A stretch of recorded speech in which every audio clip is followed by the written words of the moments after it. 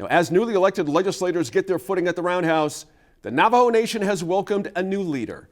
Dr. Bu Nygren has passed the 30-day mark in his first year in office as president of the Navajo Nation. The tribe spans parts of Arizona, New Mexico, and Utah. It has the largest reservation in the country. No small task for the youngest president in the history of the tribe. Dr. Nygren ran on a number of campaign promises, including lifted COVID-19 restrictions and fully reopening the Navajo Nation.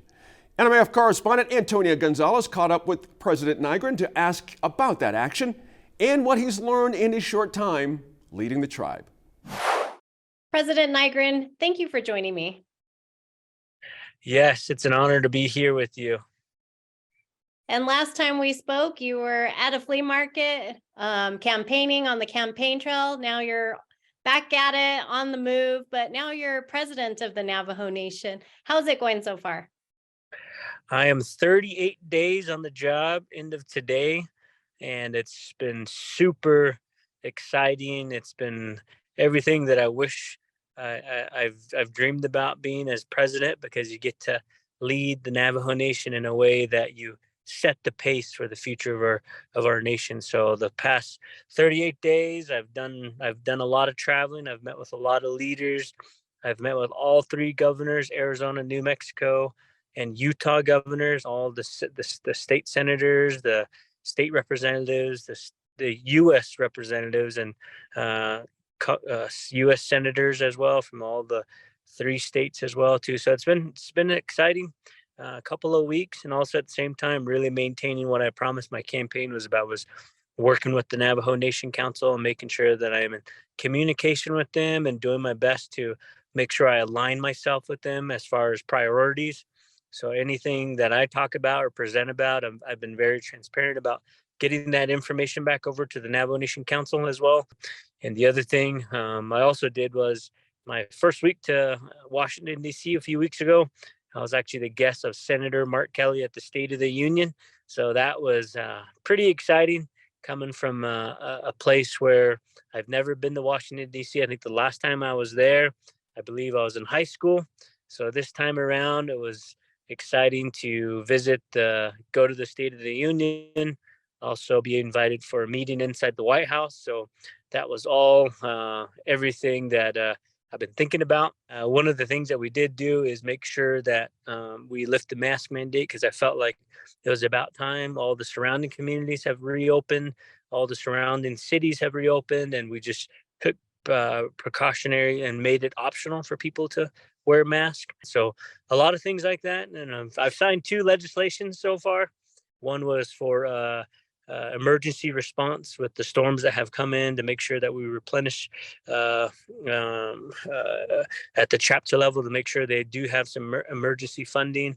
The second one I signed was for some fire trucks and ambulances. So it's been an exciting couple of weeks, very, very action-packed. And the theme of all my visits has always been the same: roads, water, broadband, better public safety, and jobs. And as you put together your administration, you appointed many Navajo women, including your vice president. And even in the tribal council, there's a historic number of Navajo women serving on the tribal council. So why is it important to you for Navajo women to be part of the government leadership? That's been for some reason, they've all worked out the way I thought it was, because I look at everything based on competency, compassion, and teamwork. And everybody that has come to the top most of them have been female. My cabinet is made up of some pretty strong Navajo women, and I believe that they're more than capable, and they've kept my balance. Even my chief legal counsel is a strong, independent woman too, as well. So it's I think it's just my belief in just making sure the best people are in place, and at this moment in time, those types of people are in those positions. Because the reason why I really have pushed the most qualified people is just because there's over $1 billion worth of projects, the ARPA projects and CIHSN projects that have been on the books for a long time, and we have a short timeline to get those dollars spent. So right now, my teams are very focused on coming up with creative ways to spend those dollars. And some of those issues that have come up my way, I've definitely relayed that back to Secretary Holland that we really need help streamlining some of the requirements to get some of these infrastructure and essential projects completed. So we're constantly in contact with them because I know construction season is upon us. So we want to try to get dollars out there so people can have some jobs for the summer and into the fall. What is one of your next upcoming goals or plans as you move forward and as president of the Navajo Nation? I think my main focus, not only is it getting those dollars, but something internally that's been a big struggle is hiring and getting people through the tribal bureaucracy to get somebody hired, because there's scenarios where it takes someone 2 to 3 months to get hired on the Navajo Nation. By the time they're waiting on getting hired, they find a brand new job and opportunities leave like that. So my main focus is to try to, the goals I've set for all division directors is we need to come up with solutions to get somebody hired within 2 weeks, just like the way the outside does it, or even outside governments get people hired within 2 weeks. We should have that same set of standards.